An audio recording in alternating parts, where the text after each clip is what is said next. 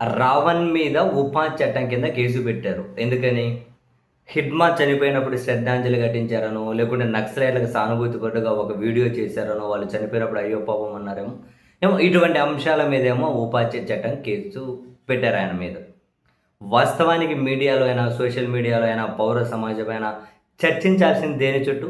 ఈ కేసు పెట్టడం కరెక్ట్ అనే దాని చుట్టూ, లేదా ఈ కేసు పెట్టడం తప్పు అనే దాని చుట్టూ చర్చించాలి. కానీ మన మీడియా, మన సోషల్ మీడియా, మన యూట్యూబ్ ఛానల్సు వీళ్ళ చర్చను గనక చూస్తే నిజంగా ఎంత దారుణాతి దారుణమైన వరిష్ఠ సమాజంగా మనం తయారవుతున్నామో, నిజంగా భవిష్యత్తు అత్యంత ఇటువంటి వాళ్ళందరూ గనక ఇట్లే కంటిన్యూ అయ్యి, ఇటువంటి మెంటాలిటీ ఉన్న వాళ్ళు ఇట్లే కంటిన్యూ అయితే, నిజంగా భవిష్యత్తు చాలా ప్రమాదకరంగా ఉంటది. ఈళ్ళు తీసుకొస్తున్న చర్చ ఏంటి? ఆయన ఒక మతాన్ని కించపరిచారు, లేదు ఆయన ఒక దేవుడిని కించపరిచారు. ఇక్కడ మనం నోట్ చేసుకోవాల్సిన కొన్ని వేల సార్లు చెప్పి ఉంటాం. ఏ మతాన్ని, ఏ దేవుడిని మరొకరు కించపరచాల్సిన అవసరం లేదు. ఒకవేళ అలా పరిచిన వాళ్ళతో ఎవరూ కూడా ఏకీభవించాల్సిన అవసరం లేదు.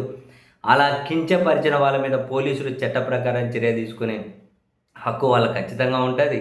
ప్రొసీజర్ ప్రకారం న్యాయస్థానంలో విచారణ జరగాలి. అలా చేయడానికి కారణాలు ఏంటంటే చర్చ జరగాలి. అందులో అయితే రెండో తాట్ లేదు. ఒకవేళ అలాంటి పని చేసి ఉంటే దాని మీద ఉపా చట్టం కింద కేసులు అయితే పెట్టలేరు కదా. కేసులు పెట్టింది కూడా అలా కించపరిచారని కదా, దాని మీద వేరే కేసులు ఉంటాయి. కానీ ఇక్కడ మీడియాలో, సోషల్ మీడియాలో కొందరు గొంతు చించుకొని వీళ్ళు చూడండి, దేవుళ్ళని కించపరిస్తే మద్దతు ఇస్తారా?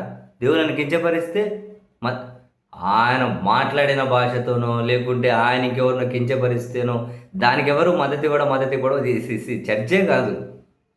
ఉపా చట్టం కింద కేసు పెట్టొచ్చా? వరుసగా 4 రోజులు 4 సార్లు అరెస్ట్ చేసి మేజిస్ట్రేట్ బెయిల్ ఇచ్చిన తర్వాత ఐదోసారి ఇది ఎట్లా గుర్తొచ్చింది? ఐదో కేసుకి ఇది ఎందుకు పెట్టారు? ఫస్ట్ ఇది ఎందుకు గుర్తుకు రాలేదు? అసలు ఇది చర్చ జరగాలి. ఒకరేమో ఆయన జోసెఫ్ అని చెప్పి ఆయనకి ఇంకో మతం ముద్ర వేసి, ఇంకో మతం మనకి మద్దతు ఇచ్చే వాళ్ళేమో తీవ్రంగా ఆయన తిట్టడం. మరొకరేమో అదిగో వాళ్ళ భార్య గారు చెప్పారు ఆయన చౌదరికి ఇన్ని రోజులు ఇట్లాంటి ముసిగేసి ఇంకో కులానికి సంబంధించి ఓన్ చేసుకునే నాయకుడిని తిట్టించారు అని చెప్పి మరికొందరేమో లేదా ఆయన ఏథియస్టు. అసలు చర్చ ఇది కానే కాదు.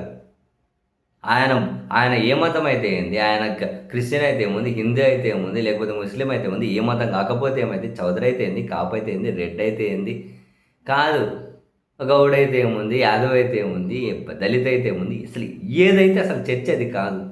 ఈ కేసులు అప్లికేబులా కాదు, అసలు చర్చ జరగాల్సిందే అక్కడ. కానీ వీళ్ళు చూడండి ఎంత దారుణంగా డైవర్ట్ చేసి, ఒకరంటారు నడి రోడ్డు మీద ఉరి తీసేయాలి, ఇంకొకరంటారు ఎన్కౌంటర్ చేసేయాలి. దేనికోసమని? ఒకవేళ నిజంగానే ఆయన ఒక మతాన్ని కించపరిచారు, ఒక దేవుడిని కించపరిచారు అని చెప్పి అనుకుంటే, అలా ఒక మతాన్ని, దేవుడిని కించపరిచేసిన వాళ్ళ మీద ఎన్కౌంటర్ చేసేటట్లయితే, నాకు తెలిసి ఇప్పుడు ఈ సోషల్ మీడియాలోనో కూర్చొని నోరు తెరిస్తే మతాల గురించి మాట్లాడే వీళ్ళందరినీ ఇంక ఎన్నిసార్లు ఎన్కౌంటర్ చేయాలో. ఇలా అన్నారంటే మళ్ళీ ఆయనకు మద్దతు ఇచ్చినట్లు కాదు, దేవుళ్ళని కించపరిచిన వాళ్ళు, మతాన్ని కించపరిచిన వాళ్ళు. అసలు ఆ విధానం ఎప్పుడు ఎవరికీ మంచిది కాదు. అలా కించపరిచినందుకు ఉపా కేసులు పెట్టలేదు అన్న విషయం వీళ్ళు తెలుసుకోవాలి. పెట్టలేరు. అలా పెడితే అమ్మ ఇంక దేశంలో కదా పక్కన పెడితే మన రాష్ట్రంలో రోజు టీవీల మీద కనిపించే వాళ్ళకి ఎన్ని కేసులు పెట్టాలో. అలా అయితే చర్చ ఆయన ఏ కులమను, ఆయన ఏ మతమను, లేకుంటే దేని మీద ఏం వ్యాఖ్యలు చేశారని ఈ కేసులు వేరు. ఉపా చట్టం కింద ఆయన మీద కేసులు పెట్టడం కరెక్టా తప్ప అన్నది చర్చ. ఇక్కడ దీని వరకు చర్చ చేసిన తర్వాత మిగిలిన కేసుల విషయంలో